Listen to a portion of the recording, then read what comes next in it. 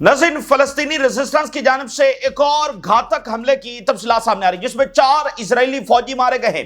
इससे पहले 12 इजरायली फौजियों जो कि एलीट यूनिट था उसके ऊपर हमला किया गया, जिसमें इब्तदाई रिपोर्ट के मुताबिक 5 इजरायली फौजी मारे गए और अब एक और इस सतह का हमला जो है वो फलस्तीनी रेजिस्टेंस की जानिब से किया गया। 4 इजरायली फौजियों के मरने की इस वक्त कंफर्म रिपोर्ट सामने आ रही है। इजरायली आर्मी और इजरायली मीडिया ने इसको कंफर्म किया और ये नॉर्थ के अंदर वाकया पेश आया है और इसका बहुत ज्यादा इंपैक्ट है। एक इजरायली फौजी का मरने का बहुत इंपैक्ट है। तो एक जगह पर 5, एक जगह पर 4, तो इजराइल इस वक्त पूरी तरह से हिला हुआ है और बावजूद इसके कि दाइश उन्होंने दाखिल की हुई है, इजरायली फौजियों की जो हलाकतें हैं वो नहीं रुक रही हैं, बल्कि उसमें तो अब ज्यादा इजाफा होता हुआ हमें नजर आ रहा है और अंदरूनी जो तनकीद है वो नेतन्याहू के ऊपर बढ़ती चली जा रही है।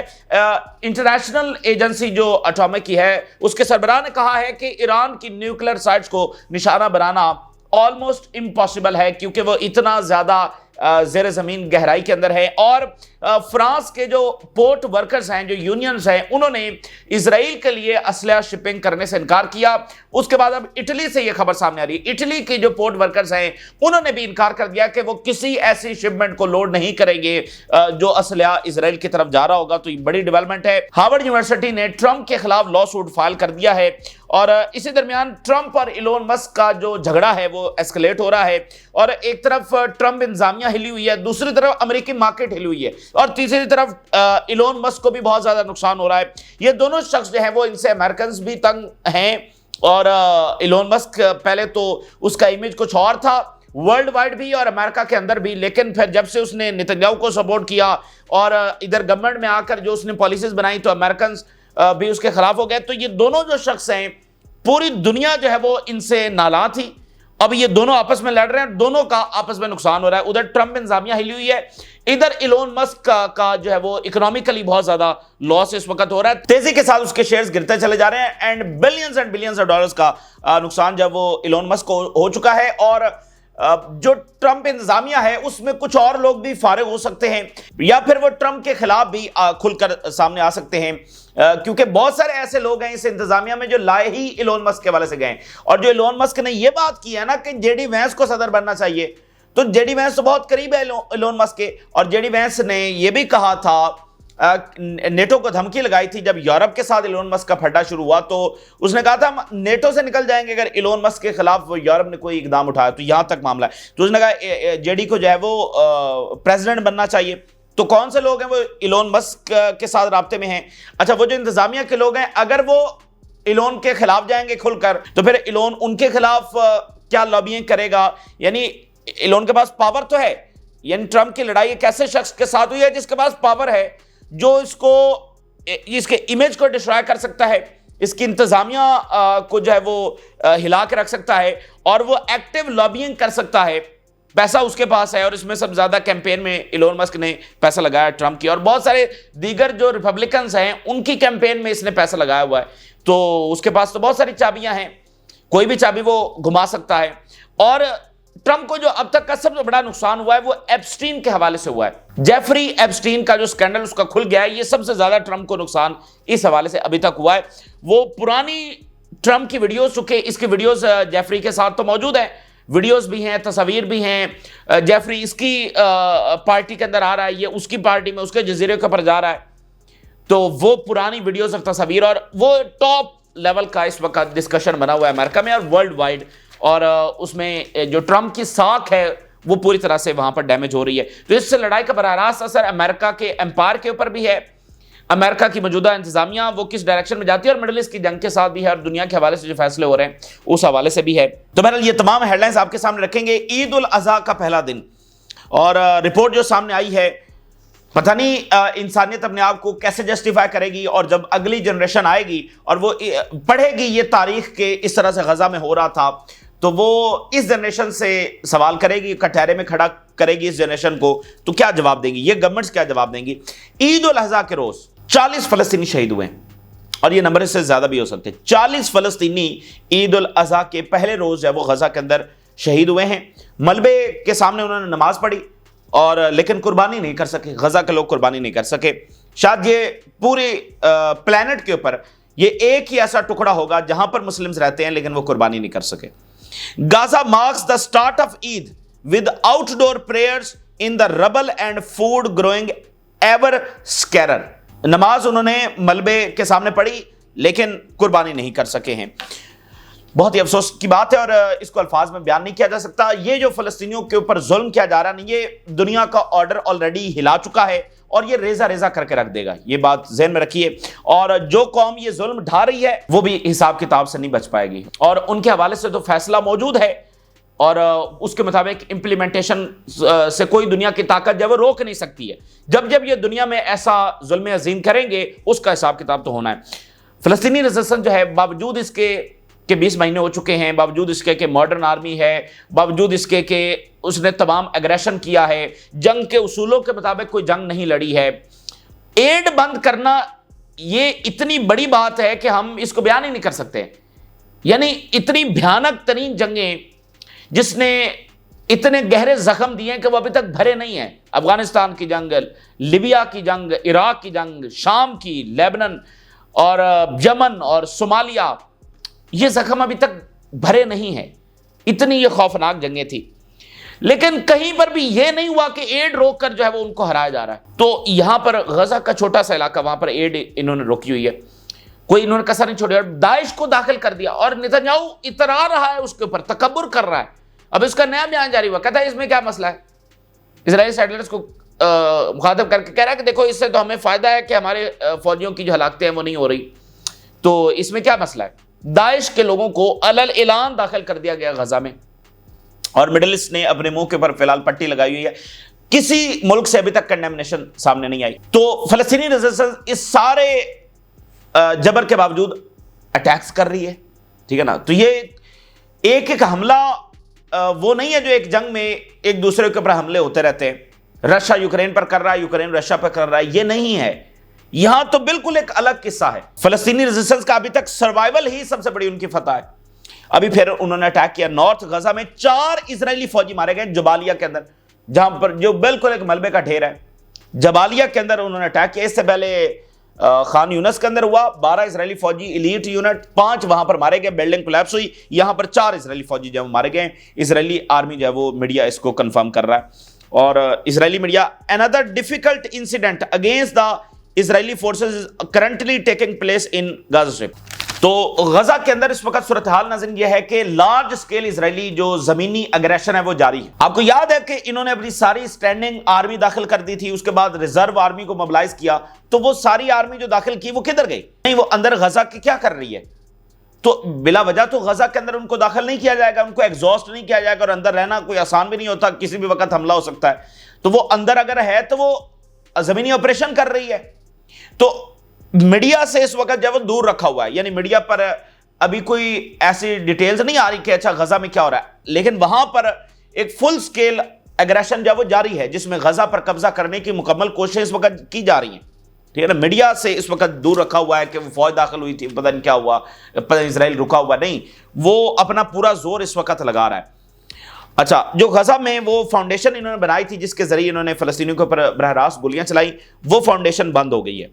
The American Gaza humanitarian foundation, नाम भी उसका ह्यूमैनिटेरियन रखा हुआ है, announces the closure of distribution sites in Gaza strip until further notice due to extraordinary pressure. शदीद तरीन प्रेशर और वो सारे जो अमेरिकन से निकल गए और वो साइड जब वो बंद हो गई हैं। इसके साथ इजराइल जब लेबनान को धमकी लगा रहा है कि हम तो अपने हमले एस्केलेट करेंगे।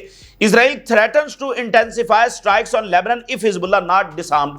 वही घिसा पिटा बयानिया, और जो लेबनीज गवर्नमेंट है ये पता नहीं किस इल्यूजन्स का शिकार है, किस गलत फहमी का शिकार, और ये पता नहीं किस तरह से चीजों को देखती है कि इसके बाद ये पल्ले नहीं पड़ रही है। और बाकी जो मिडिल ईस्ट की गवर्नमेंट्स है उनके भी ये बात पल्ले नहीं पड़ रही। इनको ये इस इल्यूजन्स का शिकार है कि अगर हिजबुल्लाह डिसआर्म हो जाएगी तो इजराइल हमला नहीं करेगा लेबनान पर।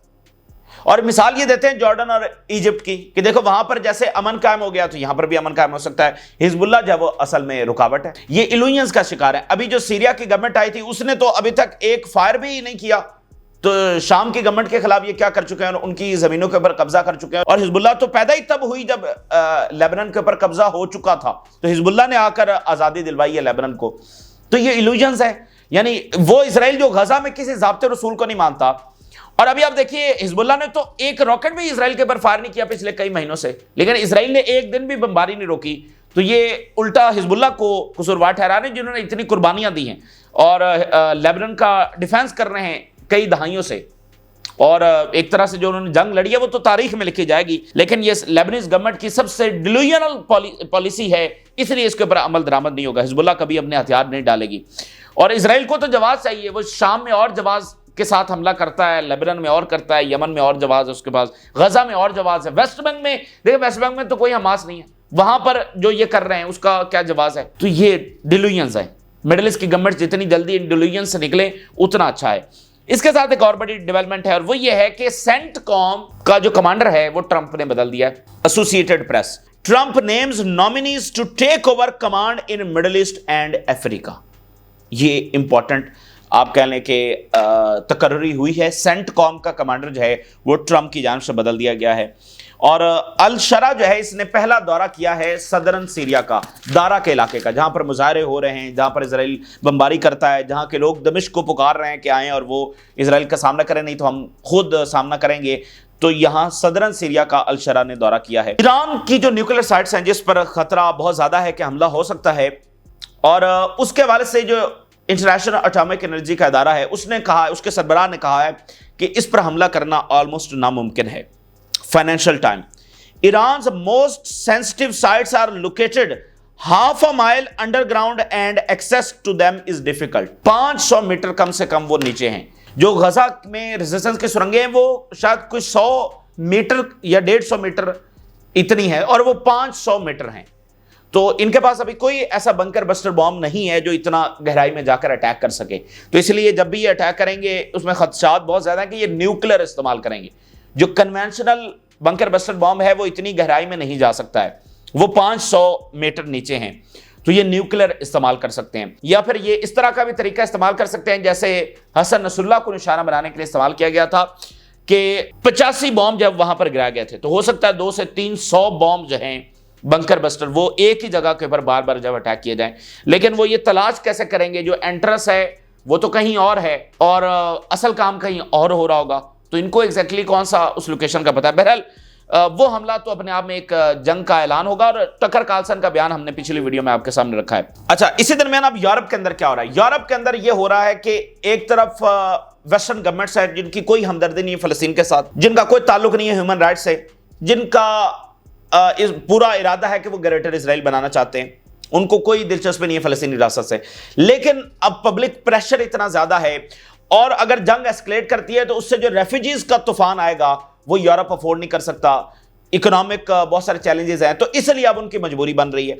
लेकिन वहीं पर इजरायली लॉबी भी एक्टिव है और बहुत सारी गवर्नमेंट जैसे जर्मनी है उसने खुलकर कहा, हालांकि जर्मनी की ये कितनी पॉलिसी है कि सबसे ज्यादा जर्मनी ही मुतासर हुआ है, सीरिया से सबसे ज्यादा रेफ्यूजीज जर्मनी गए थे। तो अब इसी इमिग्रेशन की वजह से वहां पर राइट विंग पार्टीज है वो दोबारा से इमर्ज कर रही हैं। तो इजरायली लॉबी वहां पर पूरी कोशिश कर रही है और यूरोपियन गवर्नमेंट जो प्रेशर में है और प्रेशर में आकर उनको फैसला करना है, वैसे उनकी दिलचस्पी नहीं है। ये कुछ इस वक्त यूरोप के अंदर चल रहा है।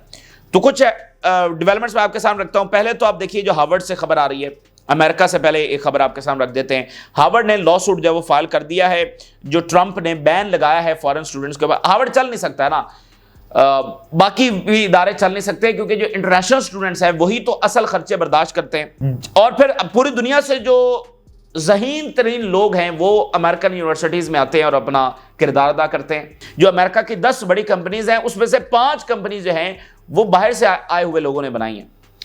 तो चाइना उधर से ऑफर कर चुका है कि हमारे पास आ जाएं। जज blocks Trump international student ban on targeting Harvard. जज का एक फैसला भी आ गया है। और फ्रांस से खबर यह आई थी कि जो शिपमेंट है इसराइल की तरफ जा रही है उसको नहीं जाने दिया जाएगा। आज इटली से एक खबर आ गई है। French Italian port workers block shipment of military material to Israel amid Gaza genocide. तो ये वो चीजें हैं जो गवर्नमेंट्स के ऊपर बहुत ज्यादा प्रेशर है। दिलचस्पी उनको कोई नहीं है, उनको पता नहीं है गजा में क्या हो रहा है, अभी भी असलहा दे रहे हैं। तो प्रेशर है जो उनके ऊपर मुसलसल बरकरार है। और फ्रांस के अंदर एक केस चल रहा है, Israel accused of killing French children in Gaza air strike. French children जो है वहां पर जानों से गए हैं, तो उसके ऊपर एक लॉ सूट जो है वो फ्रांस में फाइल हुआ इसराइल के खिलाफ। अब पॉलिटिको जो है अमेरिकन मीडिया वो इस बात को बयान कर रहा है कि जो यूरोपियन गवर्नमेंट्स है वो कितने प्रेशर में है।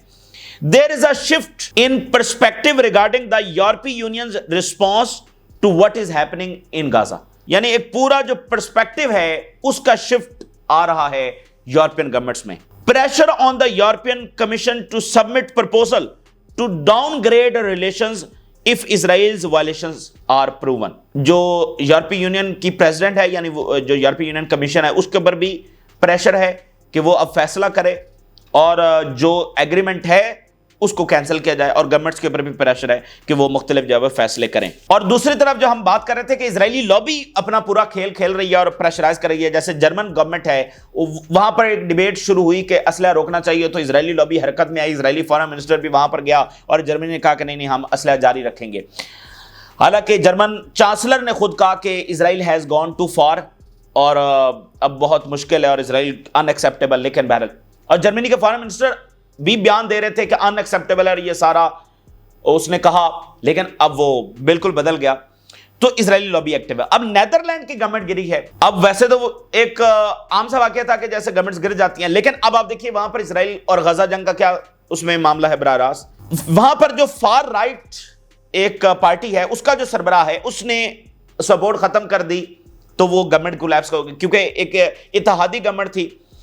अब नाज़रीन, वो जो फार राइट पार्टी का सरबराह है, उसका कुछ ही देर पहले बयान सामने आया इजराइल के हक के अंदर, और उसने कहा कि इजराइल जो है उसकी सपोर्ट हमें जारी रखना होगी क्योंकि वो हमारी बैटल लड़ रहा है। और ये इजराइल का बयानिया है, वो वेस्ट को बताता है कि हम तो तुम्हारी जंग लड़ रहे हैं। और इसके ऊपर नेतन्याहू ने ट्वीट किया और कहा कि ग्रेट फ्रेंड है ग्रेट वाइल्डर्स, जो उसका नाम है, कि ये तो ग्रेट फ्रेंड ऑफ इजराइल है। ठीक है। और फिर नई रिपोर्ट्स आ रही हैं कि कैसे जो नेदरलैंड के प्राइम मिनिस्टर हैं, उनका झगड़ा चल रहा था इस बंदे से जो इसका इत्तेहादी था गवर्नमेंट में, कि जो प्राइम मिनिस्टर है नेदरलैंड के, वो एक्शन लेना चाहते थे इजराइल के खिलाफ, लेकिन ये मुखालफत कर रहा था। तो इसमें बहुत मुमकिन है कि इजराइल ने गवर्नमेंट गिरवाई है और अब 29 को ये इलेक्शन होने जा रहे हैं। Israel fighting our battle, Dutch right wing leader Geert Wilder. Dutch prime minister to Geert Wilders, we do not need your permission to criticise Israel. ये उनका बयान भी सामने आ रहा है, ये यानी गवर्नमेंट गिरने से पहले का, कि एक दरमियान में ये लड़ाई जारी थी। तो इसमें पूरी पॉसिबिलिटी है कि उन्होंने गवर्नमेंट गिरवाई हो, क्योंकि वो बाकियों को इसी तरह से थ्रेटन करते हैं कि बाकी जो गवर्नमेंट्स हैं, देखें फार राइट पार्टीज तो वहां पर इमर्ज हो रही हैं, या हर किसी का कोई ना कोई खतरा तो किसी गवर्नमेंट को होता है, तो वो इस गवर्नमेंट को गिराकर बाकियों को भी एक बताएं कि हम ये कर सकते हैं। और वहां पर फार राइट पार्टी जो है वो सारी इजराइल की सपोर्टर नहीं है, यानी ये नहीं कि हर फार राइट पार्टी जो वो इजराइल की सपोर्टर हो। अच्छा, अब नाज़रीन, हम जो बात करते रहते हैं कि दुनिया में इतनी कैंपेन चल रही है, इतना क्रिटिसिज्म हो रहा है, फिर भी सीज फायर क्यों नहीं हो रहा? मतलब दुनिया में ऐसा कभी भी नहीं हुआ, इतना कुछ हो रहा है फिर भी सीज फायर नहीं हो रहा, तो वजह क्या है? तो आज एक जो रिपोर्ट सामने आई है उसमें इन तमाम governments including the middle east governments, उनके काले स्याह मुनाफिक चेहरे दुनिया के सामने आए और असल वजह पता चली है कि सीज फायर क्यों नहीं हो रहा। ये दुनिया कितनी बेरहम हो सकती है, इसकी गवर्नमेंट्स और जो इक़्तिदार में बैठे हुए लोग हैं वो कितने बेरहम हो सकते हैं, वो आज की रिपोर्ट ने बताया। और इस रिपोर्ट में यह पता चला है कि 2024 के अंदर इजराइल ने अपनी तारीख का लार्जेस्ट वेपन सेल किया है, लार्जेस्ट आर्म्स सेल की हैं, यानी असलहा आ तो रहा है एक तरफ इजराइल ने असलहा बेचा है। अपनी तारीख का सबसे ज्यादा रिकॉर्ड सेल उसकी हुई है, 2024 की आज रिपोर्ट सामने आई है। तो असल में ये जंगें जो हैं उनका असलहा सेल हो रहा है और मिडिल ईस्ट की गवर्नमेंट्स ने ये असलहा खरीदा है। तो अंदर ही अंदर जो है ये तमाम जो है वो मिले हुए हैं आपस में। तो बाहर गवर्नमेंट्स को अब प्रेशर आ रहा है कि वो बात कर रही है इजराइल के खिलाफ, लेकिन इजराइल उसको क्यों खाते में नहीं डालता जब तक कोई एक्शन न लिया जाए, क्योंकि उसको पता है कि सब तो हमारे गुलाम हैं, हमसे असलहा खरीद रहे हैं, हमें असलहा दे रहे हैं। तो स्टेटमेंट्स क्या माने रखती हैं इजराइल के लिए, और वो कितनी ब्रूटल पावर है, उसके लिए मोरालिटी, उसूल, इंसानियत, ज़ाब्ते, कानून क्या माने रखता है, उसकी तारीख किसी ने क्या नहीं पढ़ी। तो रिपोर्ट देखिए, Israel signed a record $14 billion in defence deals last year despite Gaza war criticism. Israeli arm sales break record for 4th year in row, reaching $14.8 billion in 2024। और न्यूयॉर्क टाइम लिख रहा है कि क्या इजराइल इसलिए जंगे जारी रखे हुए है कि उसका असला सेल हो रहा है। Some deals were also made with Arabs that normalized relation with Israel. वो मिडिल ईस्ट की रियासतें जिन्होंने नॉर्मलाइज किया हुआ है, उन्होंने भी 2024 में इजराइल से असला खरीदा है। और सबसे ज्यादा यूरोप ने खरीदा, 34% जो असला है वो यूरोप को सेल हुआ। 12% असलहा मिडिल ईस्ट की गवर्नमेंट्स ने खरीदा है। अब आप देखें इनके काले स्याह चेहरे जो है वो सामने आए हैं इस रिपोर्ट के जरिए। यह वजह है जनाब अभी तक सीज फायर नहीं हो रहा। तो अंदर ही अंदर इनकी सपोर्ट थी, अब इनको स्टांस बदलना पड़ रहा है और इनको प्रेशर आ रहा है। इस तरह की रिपोर्ट्स आ रही हैं तो प्रेशर और बढ़ेगा, बहरहाल एक्सपोज होंगे अपनी आवाम के सामने। तो अब एक और बात इसमें देखें, हमास और हूतीज और हिजबुल्लाह ने किसके साथ जंग लड़ी है? सिर्फ इजराइल के साथ जंग नहीं लड़ी है, उसने मिडल ईस्ट के साथ भी जंग लड़ी है, उसने यूरोप के साथ भी जंग लड़ी है, उसने अमेरिका के साथ भी जंग लड़ी है, पूरी दुनिया के साथ लड़ी है हमास। दुनिया की गवर्नमेंट्स के साथ हमास लड़ी है और हूतीज लड़े हैं। ये कोई मामूली जंग नहीं है जो यहां पर हुई है। इससे आप अंदाजा लगा लें कि पूरी दुनिया इजराइल के साथ है, उनको इकोनॉमिक सपोर्ट दे रही है, उनको मिलिट्री सपोर्ट दे रही है, उनको डिप्लोमेटिक सपोर्ट दे रही है। उसको इजाजत है वो गजा में जो करना चाहता है कर ले, कोई रुकावट नहीं है इजराइल को, फिर भी नहीं जीत सका। इससे बड़ी कोई जिल्लत हमें शिकस्त हो सकती है और जो इन्होंने जुल्म किया है इसका हिसाब भी एक ना एक दिन होकर रहेगा। अच्छा, अब एक और वाकया हुआ है। ज़ायनिस्ट जो काउंसिल है, वर्ल्ड काउंसिल है, ये जो सारे ज़ायनिस्ट हैं इनकी एक काउंसिल है जो अमेरिका में उसका हेडक्वार्टर है, उसका हर साल इलेक्शन होता है और उसका इलेक्शन हुआ है जिसमें जो अल्ट्रा ऑर्थोडॉक्स हैं, जो फौज में नहीं जाते और उनकी एक खास आइडियोलॉजी है इजराइल के बारे में, उनको मेजोरिटी हासिल हुई है, ऑर्थोडॉक्स और अल्ट्रा ऑर्थोडॉक्स। अच्छा, इसका एक बजट भी होता है और $1 बिलियन इसका बजट है दुनिया में लॉबिंग करने के लिए। $1 बिलियन। ये जिस तरह से दुनिया में पेनिट्रेट किए हुए हैं, इसलिए तो ये हर जगह पर अपना इन्फ्लुएंस रखते हैं। अब सिर्फ इसका बजट $1 बिलियन है। तो जनाब वहां पर ये इलेक्शन हुआ है, very interesting. Right wing block secures majority for second time, और इसकी जो मीटिंग है वो होने जा रही है यरूशलेम में अक्टूबर 28 से 30 तक। और इसमें बड़ी इंटरेस्टिंग बात है, the financial and ideological direction of Israeli causes globally ये रीशेप होने जा रही है। अपने फाइनेंशियल स्ट्रक्चर भी वो बदलने जा रहे हैं और आइडियोलॉजिकल जो उनकी डायरेक्शन है दुनिया के हवाले से वो भी बदलने जा रहे हैं। ये एक बड़ी डेवलपमेंट है।